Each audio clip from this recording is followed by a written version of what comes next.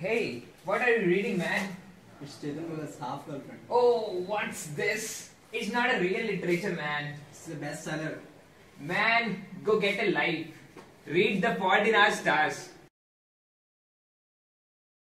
The Fault in Our Stars is the sixth novel by author John Green. The story is narrated by a 16-year-old cancer patient named Hazel Grace, who is forced by her parents to attend a support group where she subsequently meets and falls in love with the 17-year-old Augustus Waters. The title is inspired from Act 1, Scene 2 of Shakespeare's play Julius Caesar, in which the nobleman Cassius says to Brutus, "The fault, dear Brutus, is not in our stars, but in ourselves, that we are underlinings." Cancer is such a dreadful disease, indiscriminate in its choice of victim, choosing with self-confidence, regardless of the age, gender or status. There are myriad of stories behind the tragedy and many of them remain untold. In The Fault in Our Stars, John Green builds a story out of darkness and despair. He takes the tragedy of cancer and immerses us in the lives of characters that could very well be real. Many know of the heart attacks in dealing with those who fight the fight, and many of those scars last a lifetime. He brings his story in the form of a teen girl, Hazel Lancaster. Stricken with cancer from a young age, she believes she has come to terms with what her life has become. Then she meets a young man, Augustus Waters, a survivor of cancer. He is drawn to her in a way that is initially uncomfortable, and she tries to push him away in her sarcastic vein. He finds her to be exactly the type of girl that he has been looking for. Throughout the story, there is a beauty and humor, a candle in the wind for each of those whose lives have been touched by such an uncrossing disease. For cancer touches not just the victim, but all those who love and are in any way touched by them. This is a story of romance and anger, excitement and humor, and friendship and bravery, for that is the direction we are led, as the Green develops the personality of a group of teens that have the courage to bring both laughter and tears. The story that encircles each individual gives us a glimpse of the character and daring as well as abiding the hope. Hidden within that strength, they also hide the depression and the hopelessness as they try hard to protect their family and friends by showing only the smiles and strength whenever it is possible. Written so beautifully, our heart and emotions melt. We come to be a part of this group as well as their families, their triumphs and their losses. The friendships as well as the depths the families go through preparing for the worst while holding out hope is like a beacon of light. The courage and humor, the energy and despair all keep us on a roller coaster of emotion.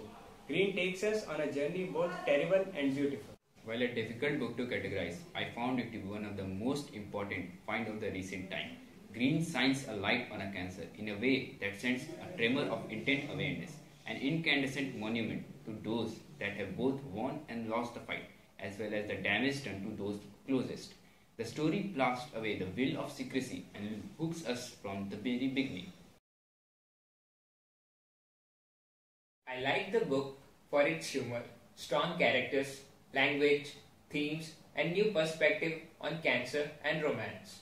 In my review of the book, I'll call it a blend of melancholy, sweet, philosophical, and funny. It stays the course of tragic realism, while noting that the book's unpleasant plot details do nothing to diminish the romance. In Green's hand, they only make it more moving. Green's voice is so compulsively readable that it defies categorization, and I will call this elegantly plotted book his best. Expect to laugh, cry, and smile throughout this masterpiece by amazing John Green. Go grab a copy of the book now. It's even available on IDP, OWN, and Space. John Green makes me laugh and gasp at the beauty of a sentence or the twist of a tale. He is one of the best writers alive, and I am seething with envy of his talent. It's a gripping read featuring two compelling characters that deals sensitively and even humorously with a difficult situation without descending into mawkishness. I highly recommend this. I like this book because it's an electric portrait of young people who learn to live life with one foot in the grave.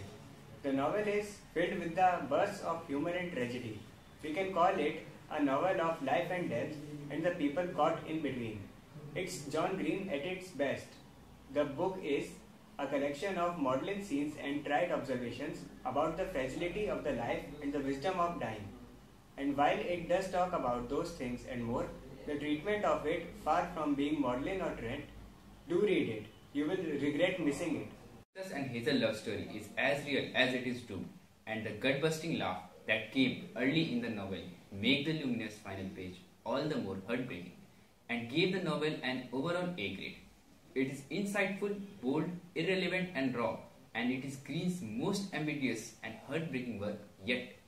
Just 2 paragraphs into the work, and he immediately envelops the reader with such an insightful observation delivered in such an unsentimental way that it's hard not to shake your head in admiration. It is a smartly crafted intellectual explosion of romance. Yeah, go for it. This is evident from the fact that the book rose to number 1 on the Amazon.com and Nobel bestseller list shortly after its title was announced. The Fault in Our Stars debuted at number 1 on the New York Times bestseller list and remained in that spot for 7 consecutive weeks. The Fault in Our Stars has also gained places on several bestseller lists. It was number 1 on the Wall Street Journal bestseller list, the number 1 on the IndieBound bestseller list, and number 9 on the bookseller bestseller list. The novel was also the New York Times Book Review Editor's Choice. As of January 2013, there are nearly 1 million copies of the novel in print. In the end, as Hazel says in the novel, sometimes you read a book and it fills you with this weird evangelical zeal, and you become convinced that the shattered world will never be put back together unless and until all living humans read this book.